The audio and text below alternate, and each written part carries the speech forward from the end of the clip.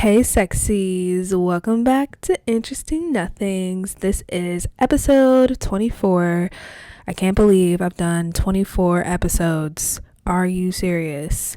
I know in the future I'm gonna look back on this and be like, really bitch, only 24 episodes? You've done like 100 right now. Like, you've done like 200 episodes already. But hey, I need to like be nicer to myself and just be like, hey, we've done 24 episodes. Oh, my Medusa hit the microphone. Hopefully that didn't like make a sound. Anyways, we've done 24 episodes and I am just happy that I've committed to making episodes for this podcast. Honestly, I truly love making episodes, especially for this podcast. I mean, it is kind of like a therapy thing, and it's honestly helped me just express myself, like think through my thoughts, like just be myself. Like, honestly, my podcast and my YouTube, like, they have helped me in really big ways, and I'm only really just beginning, so I can imagine what my podcast and my YouTube will evolve into, because as time goes on, you're bound to evolve, and so I just can't wait to see what it's going to be like in the future. Anyways, it's like sappy whatever. Today we're actually going to be talking about ego. And recently, for some reason, I've been intrigued by this topic, because I think I've realized that I have an issue, not a big one, but I feel like this is an issue that honestly I think I was blind to / I didn't know that I had.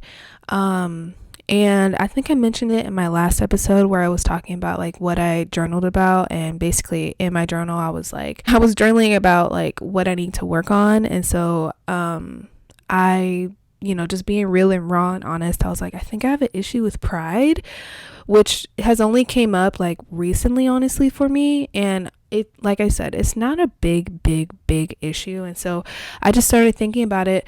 I was like, well, I know in pride, like, it involves the ego. And so I just wanted to make a whole separate episode about the ego and how it affects your pride and how it can be healthy, because I have an article about how you can have a healthy ego.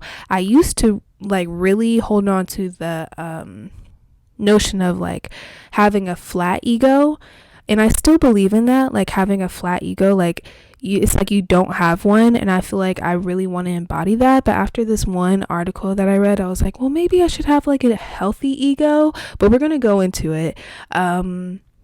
And yeah, so that's basically what we're going to be talking about. We're going to be talking about the ego, healthy egos, unhealthy egos, how you can try to balance it, having no ego.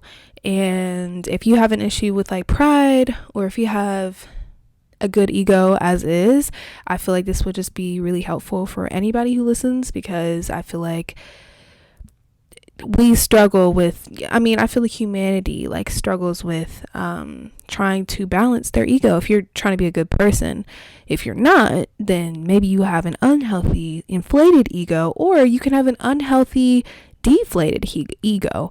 I said ego. So it can go both ways, and I feel like I've honestly experienced, I feel like I have a taste of both, like, having an, I don't want to say inflated ego, because I feel like I've never really been that. And I feel like, honestly, I'm just going to go on a quick tangent. I feel like people have like put that stigma on me for some reason. Like, and I think it's because like of like, it's hard to like explain it, but I think it's because of like the good things that I've done.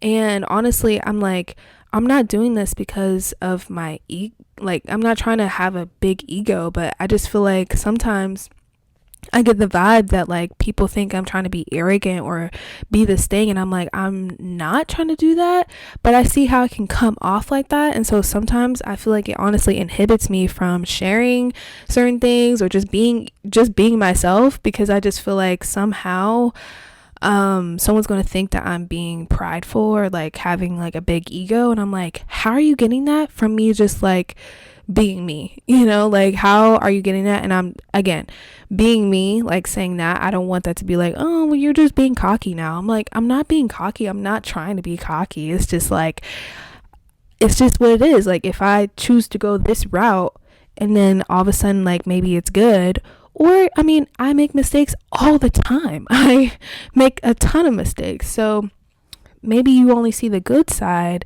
and then you, like me talking about it, trying to explain it, maybe it's just like, oh, it's maybe deflating your ego, so then you're going to call me cocky because I'm like, I don't know. Anyways, we're going too far on this tangent, but we're just going to be talking about ego. But before we get into that, I do want to talk about my life. I do like to update you guys on my life, whoever's listening. Honestly, I just do this for myself too, because again, when I look back, I'm gonna be like, oh, how was I like, in that moment in time. So right now I am in a process of trying to find a new job. I had an interview this week at this like retail position, and I had a better feeling about it. I actually had an interview, I think like 2 weeks ago or so, and it was for like a server position, and I honestly didn't feel too great about it. So to feel good about this interview that I had this week was really good. I'm still on the search for a new job because right now, podcasting, doing YouTube, it's not bringing any money in, and obviously, I need to bring some type of money in. But yeah, for the meantime, I'm just really trying to build up my podcast and build up my YouTube with this time that I do have, because I just want to take advantage of it. So I'm in the process of trying to get a new job, but I have a love-hate thing with trying to get a new job because I want to have enough time to do the things that I'm really passionate about. And I also have like a lot of qualifications for this new job because I don't want to work just any old like job, and I do want to just talk about those really quickly. So I personally like to work independent, and so I really want to find a job that I can like. I don't really like working with people, which is weird. I'm like, I want to be like, I feel like I am like cooperative and I'm a good team member, but I find that like working by myself is the ideal for me because it's just less, let's try to be nice about it. I just think that it's just easier. I think that's what it is. It's just easier to do that. And I feel like once you bring other people in, it's like now you're bringing their feelings, now you're bringing XYZ, blah, blah, blah. And it's not like that's a bad thing, but it's not like I'm trying to be selfish here by saying, oh, I just want to care only for myself. But in regards to working, I much rather prefer doing it by myself. Even like whenever I did like projects in school, like I loved presenting with like, or not presenting, I said presenting, working with like people in a group, like typically it's like 4 people or so, and that was fun. But at the same time, I feel like once I work by myself and I'm my own boss of my own project, I feel like I excel the best because it's all my ideas, it's all like credit to me. And I've really just recently found that like I think I work best in that. And yeah, like, and I just don't want that like to sound like super selfish or anything, because like it's really not meant to be that way. It's just that I enjoy working by myself, contributing all those ideas. I mean, wonderful things are made with a group, wonderful things are made with a group. It's just sometimes like I said, it's just easier like working by myself. But I'm pretty sure that, down the line, I'll have a team of some sort for something that we are all passionate about. And I know I'll probably change my mind on that. I'll be like, wait, actually, I love working with you. That's why we're a team. Like, if you are a part of my team, that means I like love you beyond the human experience. Like, I'm like, wow, we are working together. Like, I care about you, you care about me, we care about whatever we're working on. And that honestly is what I'm looking for in this next job opportunity. And just talking like down the line, if I do have a team of some sort. Okay, moving on. My next trait is that I want it to be cultured. So I'm just going to quickly talk about like my PTSD with being around too many people that are not like me, because I mean, the saying is like, the people you're around, you kind of become that, or you become the environment. And I was born in Dallas, and not to toot my own horn, that's not to do anything like that. I was just saying I was born in Dallas, and my family moved out, to the north DFW area. So it is more of an environment that I wasn't used to. And again, not like I was really like, I'm a kid. I don't know what's going on. So just reflecting on my life, I've realized I'm like, oh, wait, I didn't realize that like basically I got rid of like this identity that I had, at a certain point living in Dallas or just commuting to Dallas. And now I'm surrounded by people who are not like me, and I just kind of have like a PTSD with it. So I'm like, I kind of want to be like in a more cultured setting. I would prefer that. I also want it to be kind of cool, because again, I don't want this to I just feel like if I compliment myself, or if I like talk about anything, it's like, okay, you're being cocky. But like, I'm not trying to be cocky. I'm just like, I kind of want to say like, I like cool things. And so like, I don't like to not be around cool things.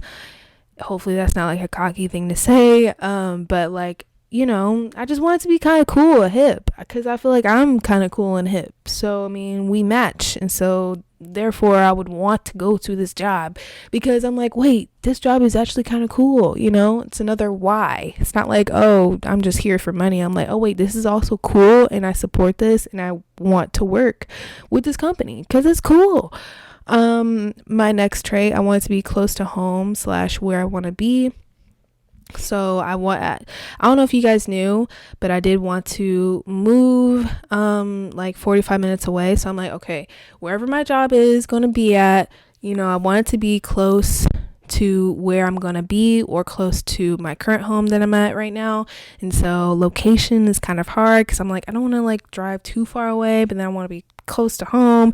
It's tough, guys. And then my next one, we only have 2 more. I feel like this is like an episode in itself, but it's not. It's still the intro, but like I just really wanted to like tell you guys my reasonings behind why I am on this search, because I have a lot of qualifications, and so these are the qualifications. I also want it to be appropriate for my age.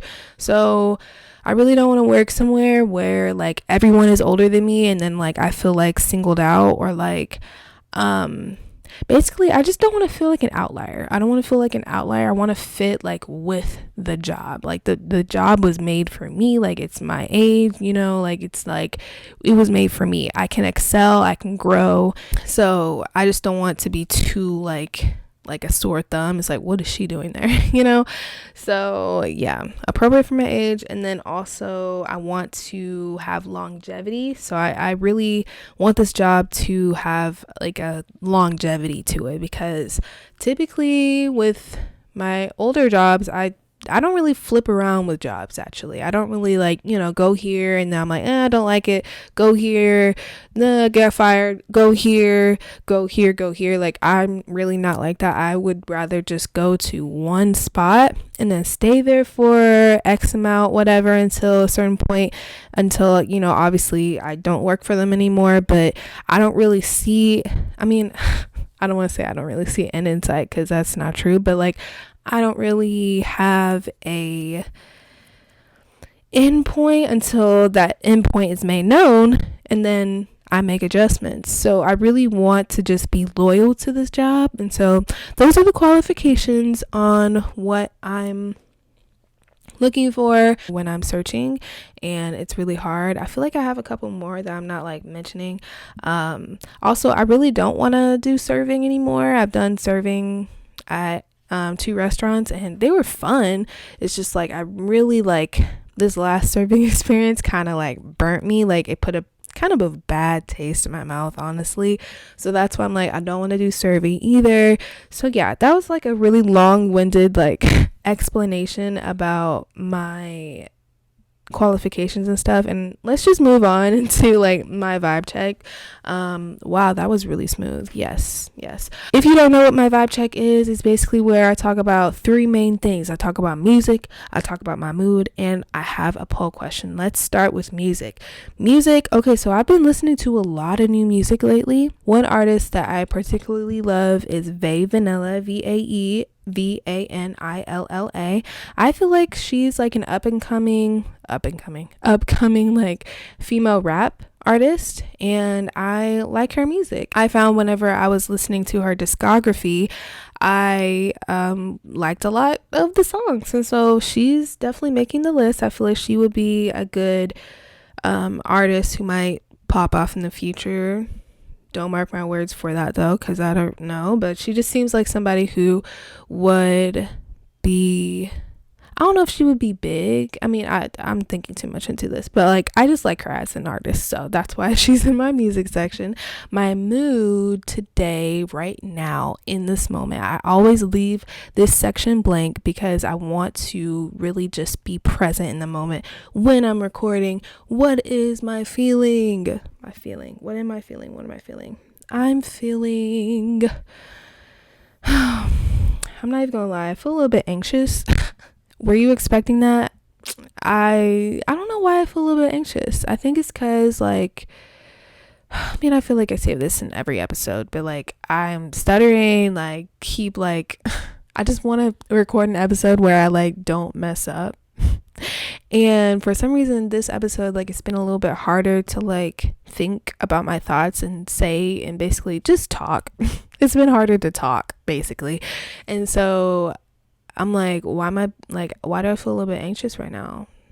Sucks, bro, but it's okay because we're gonna get through this episode. And I think it's because like this episode is kind of hefty, and I feel like I'm like in my head I'm like, did I really have to make a qualifications thing? And then now we're gonna go into like 3 articles. Like I feel like we're already halfway through, but we're not halfway through. We're going to make this however long as I want it to be because it's interesting. Nothings, whichever. Okay. And then my poll question, goodness guys, this is my brain. My poll question, night or day? This is tough because I really do enjoy the daytime. There's so many things that happens in the daytime. There's so many things that happens at nighttime. But am I a day or night person? Day and night. If I had to choose which one, I should have said like morning or night. It's okay, whatever. I think I'm gonna say nighttime because I like when things are winding down. I like when things are more relaxed. Well, it doesn't have to be relaxed, you know. If you're going out, that's not relaxed. But I like when I just feel like, you know, shit happens in the nighttime. So yeah, I think I'll be night. Okay, now let's move on into the main topic of this episode. Ego, let's talk about it. Okay, well, when I was researching, I went to 3 different websites, and so we're just going to go over each website that I found. I feel like every single one had really good information about ego, and we're just going to learn together, okay? We're just going to learn together and see how we can help ourselves. You can choose what you would like to do. If you want to have no ego, if you want to have a healthy ego, if you just want to be a arrogant person, or if you just want to be a walked all over person who has no ego, let's figure it out together. Which is the best roadmap for you? Okay, so on Quora, this is the first website, and the question is, why do we need our ego? Now, this answer is by Leopoldo Perdomo. Don't know if I said that right, but it's okay. And apparently he works at Phone Communications, and this was updated 7 years ago, which actually worked at Phone Communications. Maybe that would be really helpful. I actually haven't read this answer. The other two websites I've read partly. Well, one of them I read like all of it, and then the second I'll go into it. But this I didn't read any of it, so we're just going to be learning together. So he said, all humans are in competition with each other, even brothers. Then, in this game of competition, there is a high probability of most people trying to push you off the road or to demean your intelligence or abilities. In this sense, you need a sort of self-esteem that is often called ego. Ego is thus the faith you must have in your intelligence. Do not be timid believing in your own intelligence. There's a whole crowd out there ready to trample down you and even to kick your balls. I'm trying to read exactly verbatim, so maybe it's not the best grammar or whatever, or I don't know. Anyways, then he says, believe in yourself, at least in secret. Do not brag much about being intelligent. On the contrary, try to hide your faith before the others. Okay. A nice way of doing this is to praise the intelligence of others, even if it is not any remarkable. By praising the intelligence of other people, you would not be seen as a competitor, but as an ally. No one would not fear you if you are praising his intelligence. There is also some consequence of this. Anyone will help his allies, for all people need allies. Then hide your intelligence and flatter the intelligence of others. When someone flatters you, you cannot think he is an idiot. Quite the contrary. Did you like my comment? Any questions are welcome. So what I really liked about this answer, because I actually did read the first sentence of this question, he says, all human beings are in competition with each other, even brothers. And I was like, thank you. Somebody else who gets it, because I feel like I've explained this to people before in my life. I've explained the idea of competition and stuff like that, and they were like shocked. They were completely shocked. And I don't know if they were like trying to be manipulative or whatever, but like they were completely shocked. It was like, what do you mean competition? Like, that's not, I'm like, what do you mean? Like, I remember somebody was like, oh, well, that's still like a complex way of thinking. Like, why would you think everyone's in competition, or why would you think that? I'm like, because they are. Like, I feel like that's just like a human thing. Like, that's like natural selection, like is a basically kind of like a competition. Like, it's just what happens in nature. And so I'm like, how's this like? So I just like that he said that. He said all humans are in competition with each other, even brothers. And this doesn't mean just me, that means all humans. So I'm like, that totally makes sense. But I like his answer. I like that he says you need a sort of a self-esteem, because people will basically trample you down and just try to like make you feel horrible about yourself, which I'm like, I have like a really strong like what's the word, I don't know, I have like a bad, like if people do that to me, like if someone does that to me and tries to make me feel less than, you have like, you're kind of on my hate list. And because I'm just like, why would you do that? Why? But I have to like come to my senses. I'm like, wait, this is saying, and we're going to go into this later, but this is saying way more about them. This is like, this is them being like, there's an issue with them. Like this is like a complete, that has nothing to do with you. They can try to shoot the dark, but it won't ever get to you because it has nothing to do with you. You are perfectly fine the way you are. So it has everything to do with them. It has everything to do with them. If anything, if they try to shoot an arrow, since you have that protective shield of like, what is going on? Like, what is this? And you just have the protective shield of God, honestly, because God makes everything, like he makes everything. So who are we to say that we are better than what God has made? Like, I don't get that. But you can try to shoot the arrow, and then obviously it's just going to bounce back because you have that shield of like, wait, this is weird. Like, we're all equal. Like, we are all equal. We've somehow made a hierarchy of some sort in our system where it's like, okay, well, there's people here, but really, if you just take away everything, take away the cars, take away the money, take away your house, take away everything, we're really just a human being. Take away sickness, take away everything. Like, we are really just human beings. We are the same thing. We're all a spirit. Like, even animals.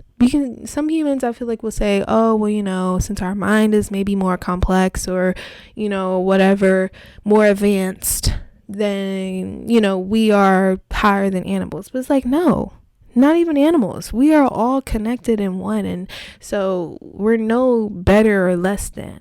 So if you have that idea of yourself having a self-esteem, like something to keep you going, people who try to trample you down will only get like, you're only seeing what their issue is, which is crazy, because it's like they're trying to make you feel bad. And it's like, you would think it's like a flip. It's like, oh wait, no, it's not even a dagger. It's just like, this is your issue. Like, this is your issue.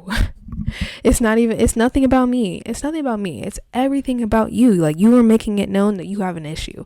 That's what I'm trying to say. That's what I've been trying to get at. You're making it known you have an issue, instead of they're trying to make the issue be you, but you're not the issue. The issue is really them, and they think they're hiding themselves from this issue, but if anything, you're making it more loud.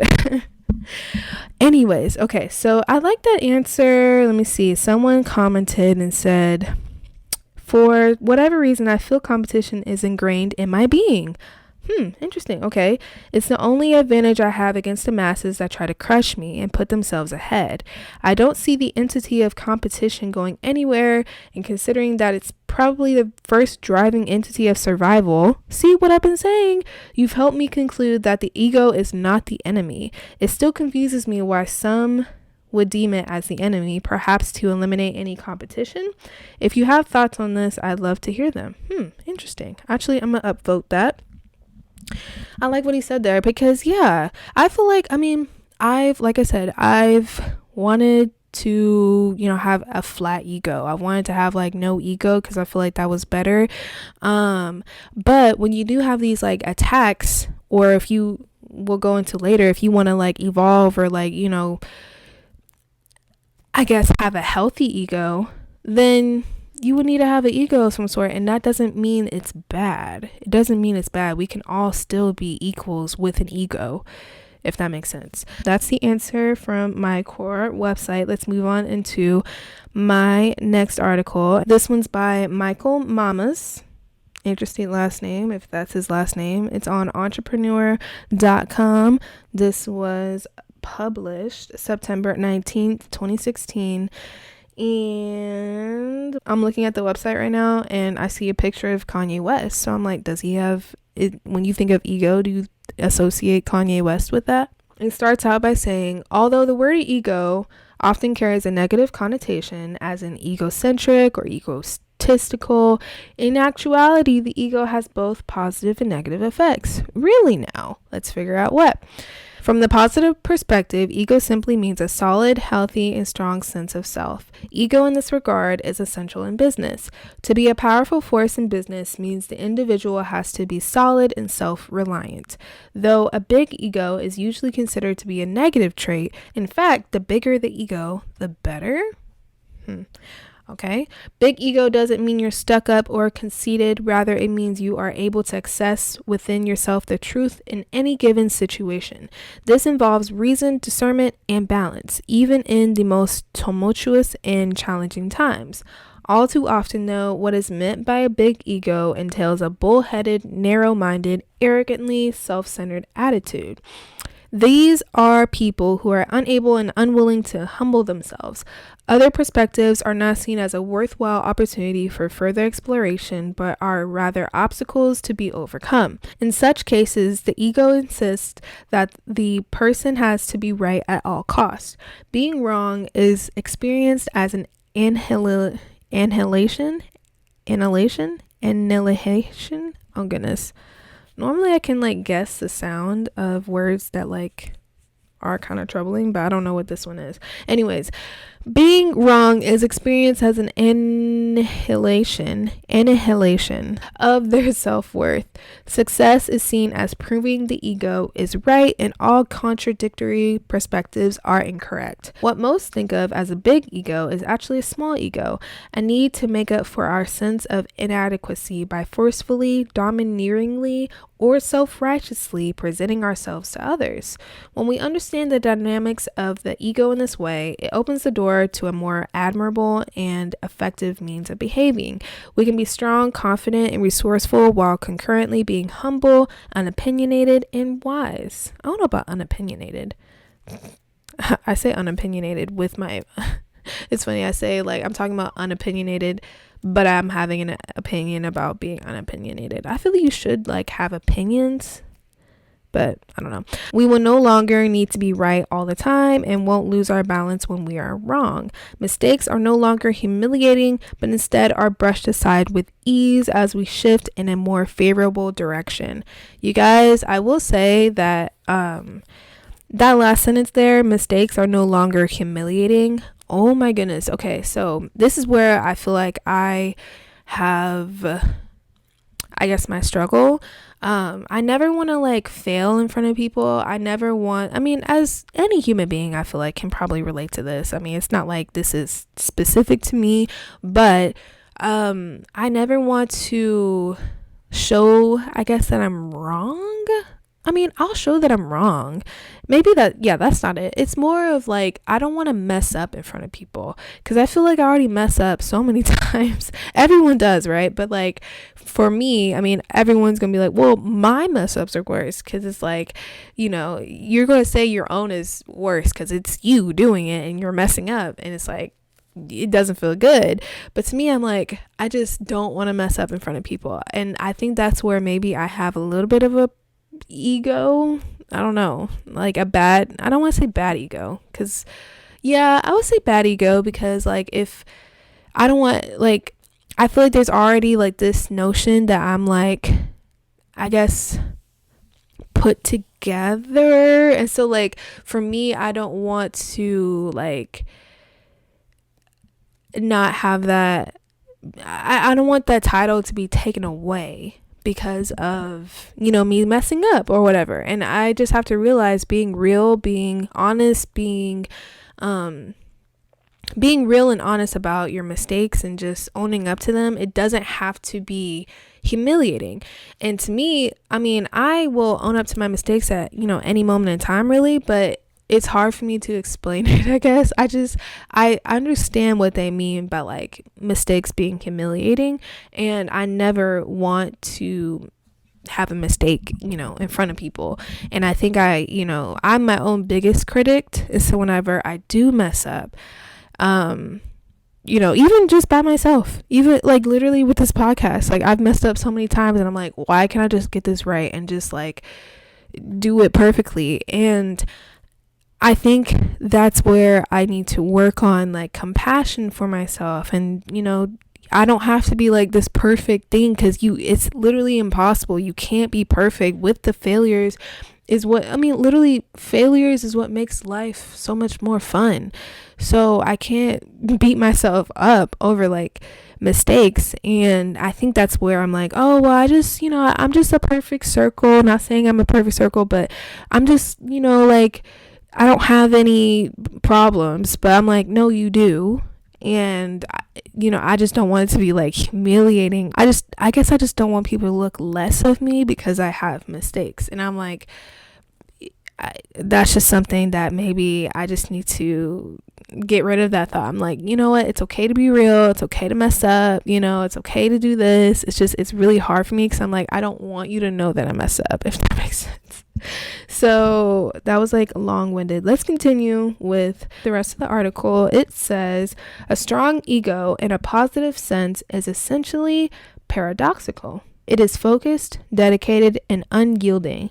At the same time, a strong ego is completely flexible, unvested, reflective, and free to move in a new direction without guilt, shame, or fear of humiliation. Although some people may feel that such flexibility is a sign of weakness and fallibility, I've never seen that word before, it gains the respect of others.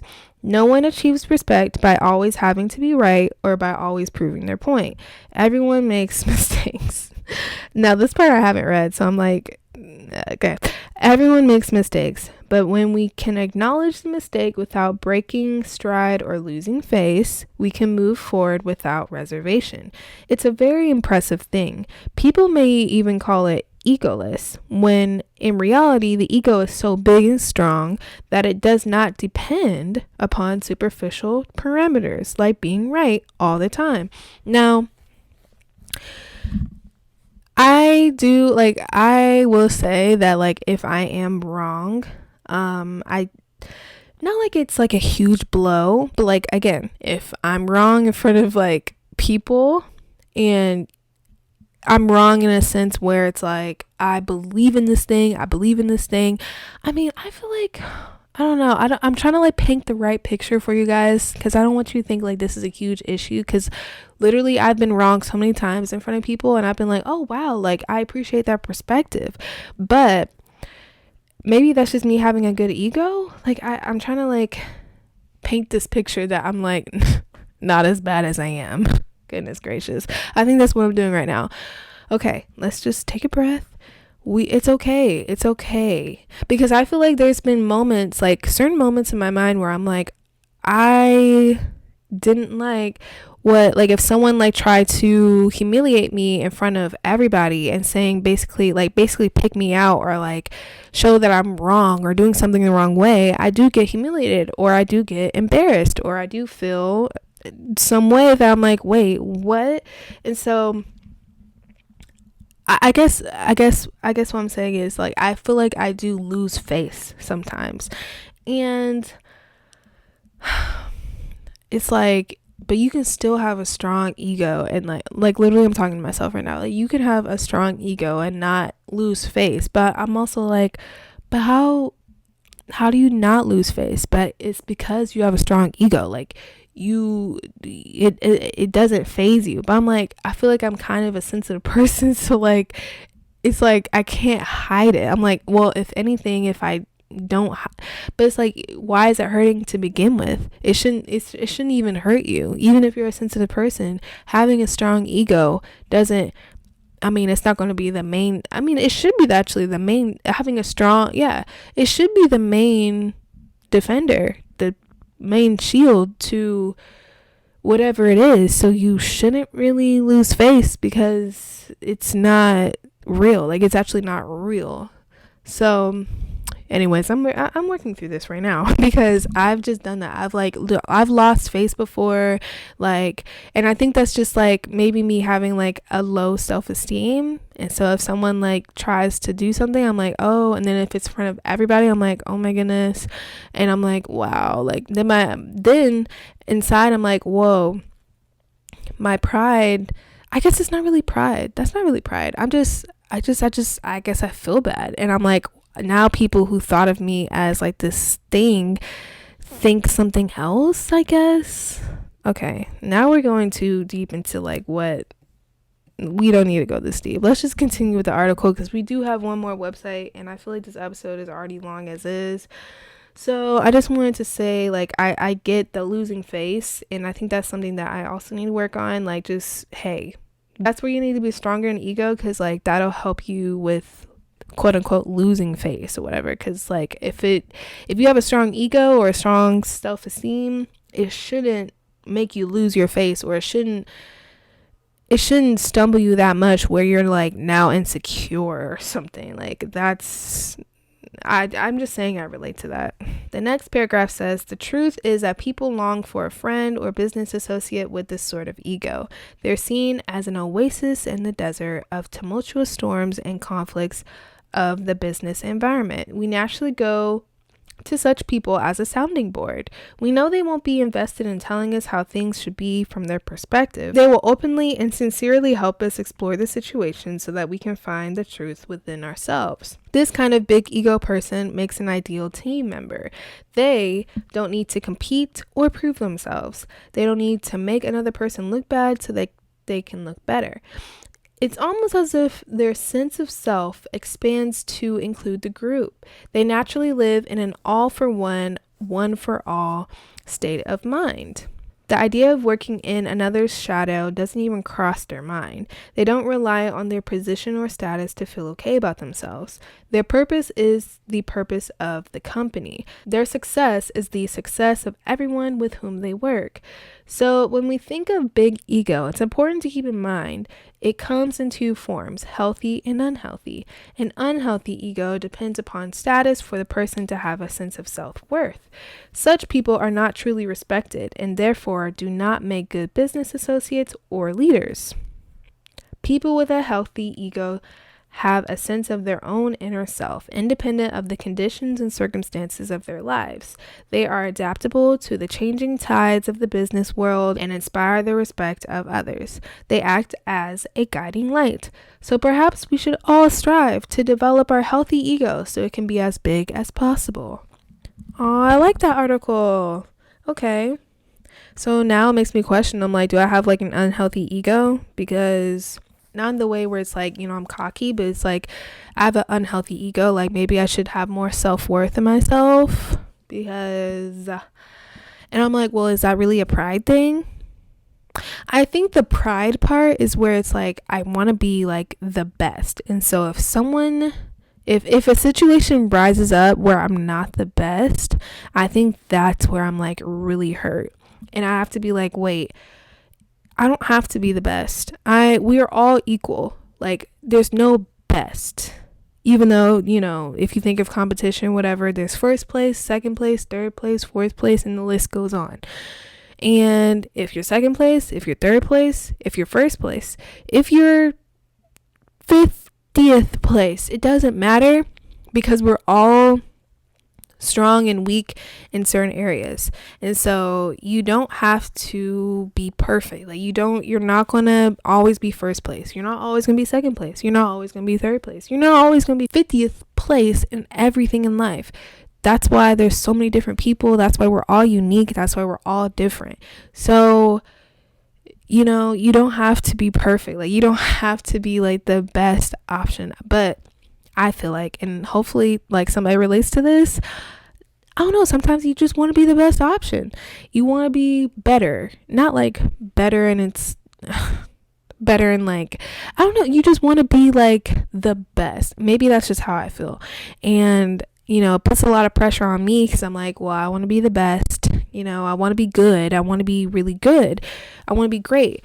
But if you're not, it shouldn't be a blow to your self-worth. It shouldn't be a blow. Like, if anything, it shows you that you have something to work on. And so changing that mindset is what's really important.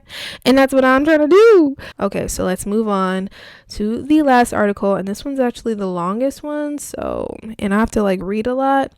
And I keep stumbling my reading, you guys. Hopefully you guys don't even know because I've edited it all out. My God, guys, my tongue has been like the craziest tongue twister this episode. But practicing compassion for myself because honestly, I'm kind of annoyed with myself. I'm like, why can't you just get it together? Okay, so this is from the website theoverwhelmedbrain.com. And I was intrigued by that website title because I feel like I have fallen victim to the overwhelmed brain at one point. So I totally understand what he means by the overwhelmed brain. And the title for this one is called Personal Growth for Critical Thinkers, which I feel like I'm a very critical person and it's a blessing and a curse. I don't know if it's critical. I feel like I'm a very analytical. Those are different. But I feel like they're similar, so I'm like, I feel like this is going to help me a lot. So what I'm actually reading to you guys is a podcast episode that's been posted on his website, and it's basically like, I guess, the podcast in like article form, which is really cool. This is by Paul Colani, Colianni, and he is an author, behavior, and relationship coach. So I read through the whole thing. It was actually kind of long, but I grabbed my favorite parts of the article / episode, and I'm just going to share it. And I feel like he really did a great job on describing, having no ego, having an ego, building up a healthy ego, what an unhealthy ego is. And he puts like a lot of tips on how to help, balance your ego and how to just have a healthy ego. So let's just go through this article and then we're gonna be done, guys. But if you stayed this long, I love you, because this one's actually like, I'm saving the best one for last. Like, this one was actually really, really good. So he starts the article by saying, there are many spiritual teachers and personal growth gurus telling us to let go of our egos. However, I'd like to offer an alternative. Build it up. I don't disagree that letting go of the ego is a fantastic state to aspire to, but I wanted to know what would happen if I nurtured my ego in a healthy way that best served me and others around me. In this article and podcast episode, I visit the ego and share how to build and evolve it so that it releases your fears, insecurities, and anxieties, which was, by the way, perfect for me, because it's just this. Who knows? Maybe you just need to inflate your ego a bit to create the peace and ease you want in your life. So that was just the intro to his article, so you guys can get a taste on what I'm going to read. Now we're going to go on to what I thought was like one of the best like nuggets and things from his article. And so he took this quote from, was it Hillary? Let me see, who was it? Oh, Eleanor Roosevelt. And I really like this. It says, no one can make you feel inferior without your consent. And I just want to personally like just put my 2 cents on this. I love that statement. If someone is making you feel inferior and it's like, obviously you're like, what's going on? Just be like, hey, wait, I don't have to give consent to this person who's trying to make me feel inferior. Like, why am I giving this person consent? That makes no sense. Like, no. So I really like that quote from Eleanor Roosevelt, and I want to include that, okay? Because you don't got to give nobody your consent to hurt you or to belittle you or make you feel inferior, because what are you doing? No, don't do that. That's not the bad bitch or the bad nigga. Bad nigga, we are. If you're not a nigga, then that's just not the people that we meant to be, okay?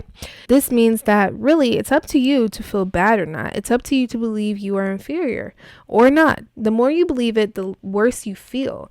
Now, not only does feeling inferior come from believing what other people say about you, but that feeling also comes from the self-worth that you developed as a child. Worthiness is very similar to what I just talked about. When you were growing up, you believed what your parents or caretakers said about you or to you. You believed you were stupid for spilling your drink or writing on the walls. The people that took care of us growing up didn't realize that their expression of inner frustrations had nothing to do with us and everything to do with their inability to express themselves productively. You've heard the mom yelling at her kid in the store saying things like, "You're going to grow up to be an idiot like your daddy." Well, if you haven't heard that, you've heard something similar. I hear things like this all the time. Kids remember this stuff and they take it with them into the adult world and then wonder why they can't do anything right or hold a relationship or hold a job. It's because they develop low self-worth growing up. The people taking care of them must be right? After all, they are adults, so they must be guiding the children correctly. You guys, I relate to this so much, and I put this in here because I was like, I felt that wholeheartedly. I used to just believe what my adults were telling me because I'm like, oh, that must be who I am. That's totally what I am. Yes. And I'm like, why did I do that? I had no foundation of me. I just took what they said and I was like, oh, that must be true. And obviously, as a kid, you will be naive to that. I mean, some people won't be because they know who they are and whatever. They have an ego, right? A good, healthy ego. Me, people were telling me certain things. I'm like, okay, that must be true because you see it and you're an adult. And I'm like, that just must be true. When really, it can be far from the truth. That's just their opinion. So then moving on, he says, unfortunately, the children believe almost everything that comes out of our mouths. So we have to be careful how we are raising them. We'll mess up for sure, but it's always good to keep this in mind about your children, if you have any, as they grow through the years. So yeah, I just really wanted to include that in because I thought that I just related to that. I was like, wow, I've experienced that. Another part of the article that I really liked said, Ego can be inflated in an unhealthy way or built up to benefit us in ways you may not realize. With a healthy ego, you can stand up for yourself, honoring your personal boundaries. You can also diminish insecurities. You can go after opportunities with authentic confidence and not hidden fears. The construction of a healthy ego will benefit you if you know where the tipping point is. So maybe the first thing we need to talk about is how to recognize when you're about to reach that tipping point so you don't get into an unhealthy place. The way you know your ego has gone beyond the tipping point is when you feel little empathy and compassion towards others. When someone gets hurt and it doesn't faze you, you either don't like the person and don't care, don't have the capacity to be compassionate, or an inflated ego. You may not like the person, but I'm willing to bet that even people you don't like who go through extreme suffering, you still feel just a little bad for. And if you don't, it doesn't mean you're an awful person. It just means that their pain and suffering doesn't affect you. The reason it doesn't affect you is what's in question. You have either dropped ego and are at peace with everything and are just allowing the world to be, or you have an inflated ego and don't really care about the health and welfare of others. Compassion is the opposite of ego. Compassion is caring about others, where ego is a caring about self. Does it make sense that you'd want to equalize or balance both ego and compassion? Meaning, the more you care about others, the more you need to care about yourself. Compassion is on the opposite end of the scale that keeps you balanced in this department. When the ego inflates, your compassion tends to deflate. And the same is true when your compassion inflates, as odd as that sounds. Here's the thing. Compassion works two ways and must stay balanced. The first way, you are compassionate towards others. The second way is when you are compassionate towards yourself as much as you would be compassionate towards others, if not more. What typically happens directly relates to our next talking point, and that's this. When you have more compassion towards others than yourself, you will degrade and they will prosper. You guys, this took me forever to figure out. And what he's about to explain, I'm like, you literally are describing my teenage years, because I used to be so egoless. It's crazy. So he says, I realize this sounds counterintuitive because it feels like we're supposed to be compassionate towards everyone as much as we can be. And by showing more compassion to others than we would ourselves, we are somehow noble. But how long can this unbalance of compassion last? Which it shouldn't last forever. And I used to think you should do this forever and you'll forever be a good person because of it. And that's kind of wrong, which is kind of weird, because it's like you're being good, you're being a good person, but it's like you're not really, because you're not treating yourself as a person. You're just catering to everyone else, and it's like you're putting yourself last, and you are a part of this world. You cannot not forgive yourself. So I've had to learn that. Anyways, he says this unbalance creates dysfunction and eventually wears you down. By showing more compassion towards others than you do yourself, you develop personal boundary issues and other behaviors that are not empowering. What starts off feeling good and like the right thing, over time completely de-energizes you.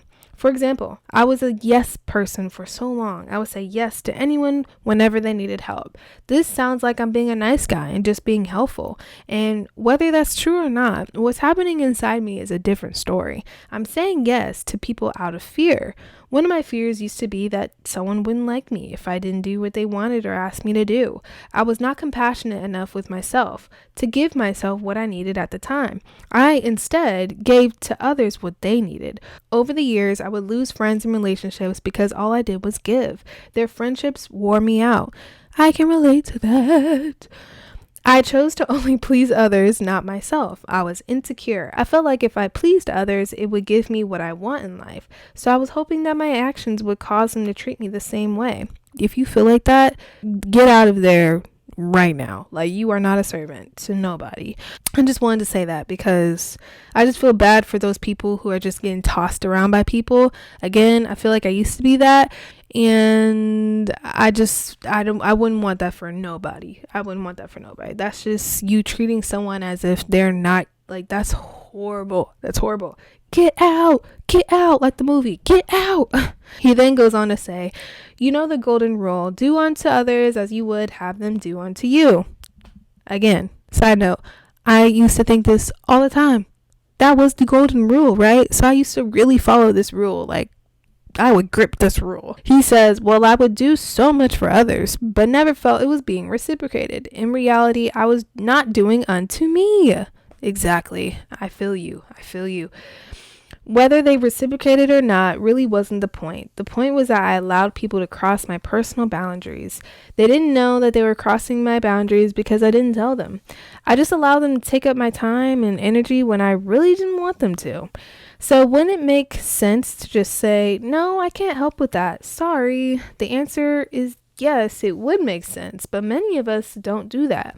This is where ego comes in, but maybe not the way you think. A deflated ego is also a lack of confidence and self-assuredness.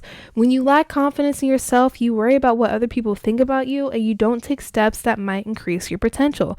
Literally me. Well, not now. I mean, I feel like I'm working on it, but based on what I said earlier in this episode about mistakes and whatever, I feel like that kind of explains it. He says, when you boost your ego, you boost your confidence. When you have an increase in confidence, you don't have to worry so much about saying no to others because you are confident about what you want for yourself. Yep, he's speaking right to me. That's the end of that nugget, but I just feel like that was really important because it just talks about how having an unhealthy ego, can be not in the stereotypical way. You can be overly compassionate towards others and not even give yourself the same compassion that you are giving to others.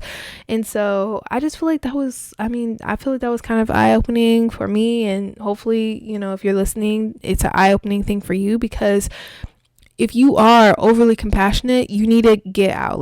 I feel like life works in a series of balance. You can't just be on one side all your life. I guess you can do that, but I just feel like life is full of balances, and in this case I feel like you shouldn't just be on either extreme, because it's bad either way. Either you're too cocky and you're just too crazy, I don't want to say crazy, but you're too arrogant, or you're just not even taking care of yourself the way you are to other people. And both of those weigh the same. I would say they both weigh the same. I would actually say maybe cockiness is no, both of them weigh the same. They weigh the same because it's both extreme, and either way you don't look cute at all in either states. So yes, they are weighed the same. So get out if you, like I said, get out if you feel like a servant to others and you have to prove yourself to be around others, because those are not your people. Do not do that shit. Do not. You need to have your own soul. You need to have your own beliefs, your own wants, your own things, because this is your life. This is not their life. But again, having that balance is what makes it healthy. Okay. Actually, the next nugget is how he balanced egos. Let's read that. He says, the way I balanced ego as I was inflating it was staying compassionate towards others. This always keeps ego in check, remembering that everyone isn't equal to me, regardless of intelligence, finances, their title at work, or their living situation is what keeps my ego in check. When you can see that the person begging for change on the street or the one driving in a Rolls Royce is as equal to you, you keep it balanced and healthy ego. I do want to just quickly do a side note here and connect what I said earlier, because that's what I was talking about here, where seeing everyone as an equal to you is so important. It doesn't once you strip everything away, we are human beings at the end of the day. And if we're not human beings, even we're all spiritual beings that are roaming this earth and trying to all figure it out. You maybe figured it out and got a Rolls Royce, which I can't even really say. And maybe someone, maybe they messed up or something. You never know why people are the way they are. He says, another example of building a healthy ego is the acceptance of compliments and gifts. Side note, I'm kind of bad at this. Not the gifts part. If you actually nail the gift, I'm like, oh my God, you know me. This is fabulous. I feel love. But compliments sometimes, that trips me up, because guys, I've mentioned this before, but I used to be ugly. So when people compliment me, I'm like, do you mean it? Or are you just saying that? He says, I've met quite a few overly compassionate people who refuse to accept compliments or gifts, or did so with reluctance. I do like what he says about like people, like if you have this problem too, where like people compliment you and you have like trouble I guess accepting a compliment, this will really help you. He says, the other person believes what they are saying to you. Have you ever had anyone compliment you about anything? I'm sure you have, but if you haven't, you might need new friends because the people you're hanging out with must have issues, which that is so true. If your friends don't compliment you, what's going on? How are they even your friends? But when you get a compliment, do you tend to say, oh, no, that's not true? Or, oh, you're just seeing through the eyes of love. Those words are an immediate invalidation of yourself and the beliefs of the person complimenting you. In fact, I don't see any value in disagreeing with a compliment someone gives to you, even when you know it's not true. Either way, we don't define subjective observation for other people, so we have to believe what they say when they compliment us. That's true, right? So when someone compliments you, thank them. Now, what this does, or at least starts to do, is start building your confidence and belief in yourself.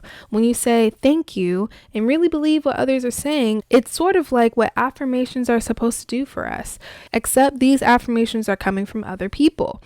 We're told that repeating affirmations to ourselves will drill a new belief in our subconscious minds until we no longer think that we're lying to ourselves.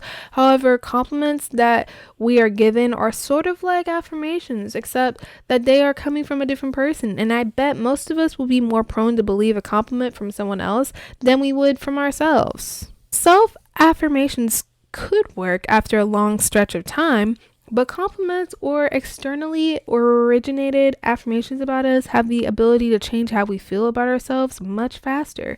Believe the compliments and accept the gifts, and you are reaffirming your worth. The more you do this, the more healthy your ego will grow. I really like that, guys. So if you have trouble like receiving compliments, just look at it as like affirmations, even if they're joking, and just have it boost your confidence. It doesn't have to be like this big, overinflated thing like, oh yeah, I have the best hair in the world, but just have it be like, oh wait, yeah, my hair is kind of cute today, thank you. But if you don't even take the compliment, it's like you're not even taking the nugget of goodness. Like, take the negative goodness. Come on now. He goes on to say, now the opposite can happen too. If you believe the negative comments that people say about you, your ego and confidence could diminish. This one's easy. All you have to do is remember that whenever someone says anything hurtful to you, it's never about you. It's about them. And that's what I was saying earlier about basically this comment, and I love how he says it. He says the only reason someone would want to say something hurtful about you is to fulfill an insecurity in themselves. It's a power trip. Once they know you feel bad, it makes them feel good. Their hurtful comments are a way to build their own ego in an unhealthy way. This will happen if you go this route yourself. If you choose to build your ego by putting others down, parentheses, which is definitely not showing compassion, in parentheses, then you are setting yourself up for self-sabotage. All those hurtful comments about others builds up a false confidence in yourself, and soon you're on top of a house of cards that could topple at any time. Just remember that hurtful things others say about you only reveals what's in them that needs healing, not what's in you. I love when he says that. It's just, think of it as, wow, you are making it known that you are a red flag. You're making it known. Even though you think you're hiding, you're not. Okay? So when people do that, be like, is there an issue? Like, are you okay? Like, how can I help you actually? How can I help you? Because clearly there's something wrong with you. And then, okay, so I have 2 more nuggets and then we'll be done with this article. But I'm going to read this nugget, and I feel like it was really good. Like it helped me understand how to be proud of my accomplishments in a way where people can also feel good for me, I guess, if that makes sense. So, because like I said before, I feel like I, struggled. I mean, I already said this at the beginning, but basically I kind of struggled with like talking about my accomplishments or talking about good things about myself or something. 'Cause I'm like, for some reason, I feel like other people are looking at it as I'm like being cocky or like bragging or something. And so if you have that issue, we're going to explore it right here, right now. Here's what he said. He said, it's okay to be proud of what you've accomplished, as long as you don't purposely use your accomplishments to overshadow others in an effort to make you feel superior. Believe it or not, the more you empower others and help them feel good, the less fear and insecurities you'll have about yourself. Why? Because when everyone around you feels good because of you, you'll be in the company of those who support you most. Do you think I'm being a little selfish by wanting you to feel empowered and feel good about yourself? You bet I am. After all, by you listening to the show, you empower me. I know it may sound silly, but I'm telling you, when you empower others, you empower yourself. So thank you for listening. I like how he said that. I feel like this tip really solves like the issue. At least for me, it's like once you like empower others, even if maybe let's say you're like really good at soccer and someone's not good at soccer, and you're like training them and clearly like you're really good at it, and you don't want to be like this cocky person, or you don't like, you want to be neutral, whatever. Always empower them. Make them feel good about training with you. Like make them feel good about messing up. Make them feel good about getting better. Make them feel good. Like empower them, because even them feeling good about themselves will empower you because you did that. And I like how you said, well, is that a little bit selfish that empowering others kind of like makes me like more empowered? And it's like, yes, because of course I would want to empower you. I want you to feel better. I want you to feel good. I want you to feel like me, if that makes sense. And by you feeling good, it makes me feel even better. It makes me feel like we're so many thoughts, man. I'm like, it's like we're catching up to each other, but it's not like we're catching up, because it's not a competition. It's just I kind of just want to say that like you're catching up to my level of empowering, I guess. So then you can, I guess what I'm saying is like your cup is filling up. You becoming more empowered is empowering for me, because I'm like, wow, like you are a completely different person. You are a person who is better, and that makes me better. And we're just making each other better. And it's just like, it's like gears. Like when you think of gears, they're placed in a certain spot, and some gears are bigger, some gears are smaller, but they all are moving together because they fit. We're all moving together. And if you have big egos, it's like you can't move the gears. It's hard to move the gears together, because it's like it won't work together. But working together is moving those gears and working and being a beautiful thing. So the last nugget that I got from his podcast episode is really important, because it talks about having no ego. I guess the differences between having an ego and then also like not having one, and you get to choose at the end of the day like what you would want to have. If you want to have an ego, a healthy ego, or if you don't want to have an ego at all. I mean, I feel like they're both equal. So he says, I'm not one to disagree with the idea that letting go of your ego is good for you. In fact, the more you let go of your wants, needs, and desires, the more peaceful you will feel. And simple. Let go of your ego and you'll feel peaceful. But then what? If you are the type of person that is motivated internally, who doesn't need an ego to feed that motivation, then you are certainly evolved, and I applaud you. But if you're like me and want to utilize what I think is the wonderful gift of ego, then learning to build it in a healthy way that benefits you and everyone around you is a path to enlightenment. After all, if you have developed just as much compassion as ego, then you are already in a balanced space. It's the balance of energies that keep us grounded and always moving in a positive direction. Once the scale is tipped too far one way or the other, you start veering off course, and you know where that ends up. So step into your power and be firm in your decisions and actions so that you can create the life you want. When you do this, you'll discover what I already know to be true about you, that you are amazing. And I'm like, thanks. See, he empowered me. Thank you. You're amazing, because you make me feel amazing. Like, see how that works, guys? I feel like balancing is hard. Think about if you've ever tried to balance something. It is so hard to try to balance it, because it's like it wants to teeter-totter, and I'm like, do I want to like put that stress on me? But at the same time, the more you work at something, the better you get, the more balanced you can be. Obviously, no one is perfect, so it will be teeter-totter. but at least you're working towards, being a more balanced person than being on an extreme. So whatever you choose, flat ego, healthy ego, inflated ego, or unhealthy, overly compassionate, no ego, is your life, and you can do whatever you want to do. Only thing is, I wouldn't recommend the extreme egos, so don't choose those two, obviously. I hope you guys enjoyed this episode. You guys, this one was a longer one because we went through a lot. We covered a lot, and also my intro was a lot too. So this is going to be a lot for me to edit, but I definitely thank you guys for listening. If you're on the YouTube video, make sure to give a thumbs up, comment down below your favorite part, comment down what you think about flat egos and just anything about egos. I would just love to know your thoughts.